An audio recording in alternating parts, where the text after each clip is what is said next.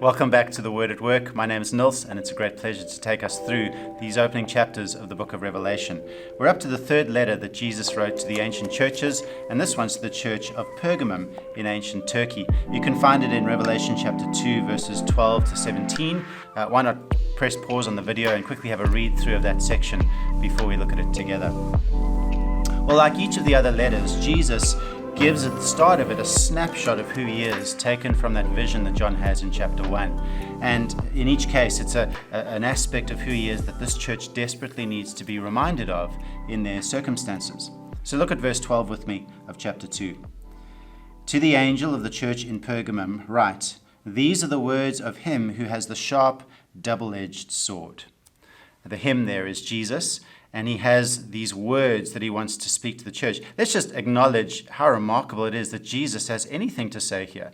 I mean, he's supposed to have died at the hands of the Roman soldiers as he was crucified, but he hasn't remained dead. He's alive, and he has words that he wants to speak. And these words, we're told, are like a double-edged sword.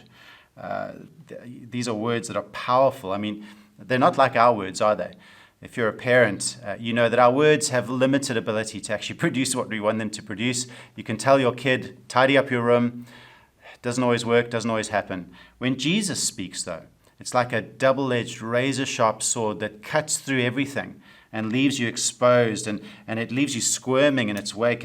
And Jesus says, this is how I'm going to address you. Listen to what I'm about to say. Let's see what he says. Verse 13. Jesus says, I know where you live, where Satan has his throne. Yet you remain true to my name. You did not renounce your faith in me, not even in the days of Antipas, my faithful witness, who was put to death in your city where Satan lives. Twice here, Jesus speaks quite damningly about the city of Pergamum. He calls it Satan's place. Now that's strong language. Why did he call this city Satan's place? Well, Pergamum was a wealthy, hip, happening city in the ancient world. It was vibrant, it was bustling. It was actually the Roman capital of the province of Asia. But Pergamum was also a hotbed of pagan religion. You might remember that I said the emperor in the previous episode called on the ancient world to recognize him as Lord, not just emperor. And so Emperor Domitian was to be revered. And this city took that very seriously. They built statues in his honor. And so throughout Pergamum, there was this sort of reminder of the responsibility you had by law to worship the emperor as Lord.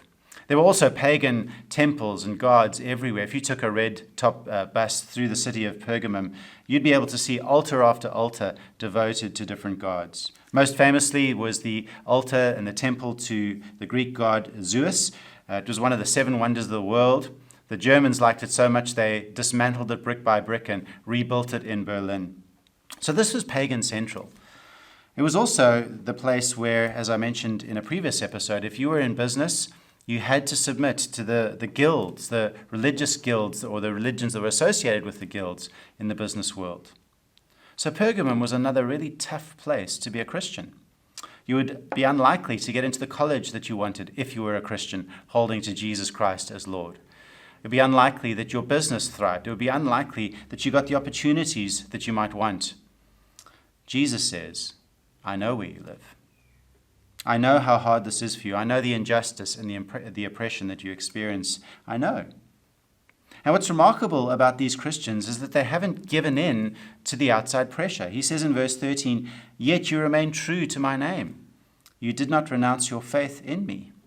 Even when Antipas was killed, we don't know who he is, perhaps a member of their church, a father, a family member, even when he was killed for his faith, this church held on and they did not deny Jesus. So far, so good, right? I mean, they really outshine many of us if we were in their situation. But not everything is good. Jesus has concerns. Let's have a look at what he says in verse 14. Jesus says, nevertheless, I have this against you. I have a few things against you. There are some among you who hold to the teaching of Balaam, who taught Balak to entice the Israelites to sin so that they ate food sacrificed to idols and committed sexual immorality. Likewise, you also have those who hold to the teaching of the Nicolaitans. Now, here's where it gets a little bit muddy, so you're going to have to stick with me. What is Jesus talking about here? Clearly, he's not happy, but what is he unhappy about? Let's try and do things in reverse order. The Nicolaitans, who were they? Well, we don't really know who they were, to be honest. His first readers would have known who they were. Clearly, they were bad news and a bad influence within this church. But what about Balaam? We do know a lot about him. We find the character Balaam in the book of Numbers, in chapters 22 to 31 of the book of Numbers. Balaam was a sneaky prophet, and he was used by the king of Moab, Balak, to entice the Israelites to sin. And what he did is he got the Moabite women to sexually seduce the Israelite men. It was a good strategy, and it worked really effectively. In fact, so effectively that the Israelites started worshipping Baal, the Canaanite god, as a result of this. And they started participating in the pagan feasts, the idol feasts. And what God is saying is that this is a warning to this particular church. See, there is a form of teaching, and notice he says teaching twice in this short section. There's a form of teaching that encourages the very thing that Israel were guilty of under Balaam. It encourages people to compromise, particularly in the two areas of sexuality and idolatry, those issues that were a problem in the Balaam story. And so, yes, they're standing firm against the outside pressure, but they're giving in to the culture all around them in areas that are really, really dangerous. I don't think there were teachers explicitly teaching them to sin within the church, but what they weren't doing was telling them not to sin. You can teach by what you say, you can teach by what you don't say, can't you?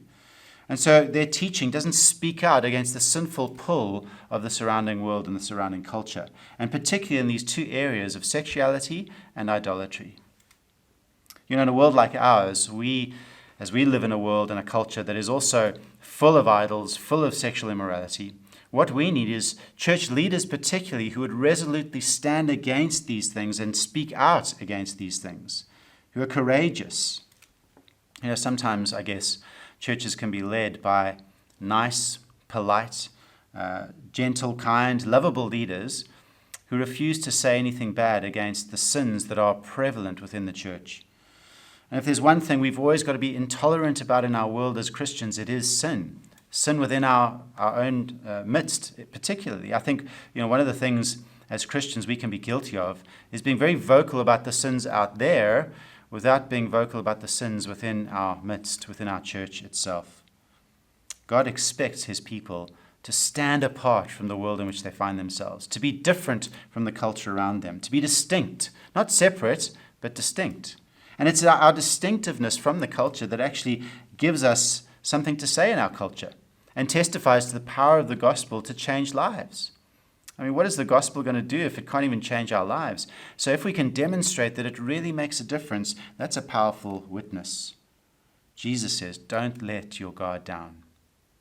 Because there will be consequences. Did you notice in verse 16? Jesus says, repent therefore, otherwise I will soon come to you and will war against you with the sword of my mouth. Here's the choice. Either we deal with the sin that we see in ourselves and in our midst now, or Jesus will deal with it on that terrible day when we stand before him, the one with the double-edged sword. Jesus says, I will war against those who ignore sin. But to those who listen, did you notice there is a reward? And all of the letters contain this hope, this promise of a reward to those who will be victorious. Jesus says in verse 17, whoever has ears, let them hear what the Spirit says to the churches. To the one who is victorious, I will give some of the hidden manna. I will also give that person a white stone with a new name written on it, known only to the one who receives it. To the one who is victorious. Notice, he doesn't say to the one who is perfect. Jesus doesn't expect that we'll win every battle against sin, but he does expect that we will battle against sin, that we'll fight against it. And it is a lifelong fight. But the reward is unbelievable to those who will persevere. Notice three things that he promises here. Hidden manna. What does he mean? Well, in the Old Testament, manna, of course, was provided to Israel to sustain them for the 40 years in the wilderness. And what Jesus is saying is that if we'll cling to him, he will provide for us. Even if it seems that everything else is taken away from us, Jesus will provide for us. And he'll provide something so much more satisfying than the allure and the empty promises of sin. Why is it hidden manna? Well, because we can't see it now, can we? These promises are by faith. We have to trust him for them. He provides a white stone. Now, this is an ancient symbol, I think, of acquittal, so that those who trust in Jesus, even though we don't win every battle, when we stand before him at the end, will receive this white stone that says, not guilty, accepted, and a new name. A name that says we belong to God. We are his. We don't belong to this world. And even if the culture rejects us, even if our life is taken from us, nothing can take that from us. Nothing can take away our identity as God's. So don't give up and don't give in. And do join us next time as we go on to the next letter that Jesus wrote to the ancient churches.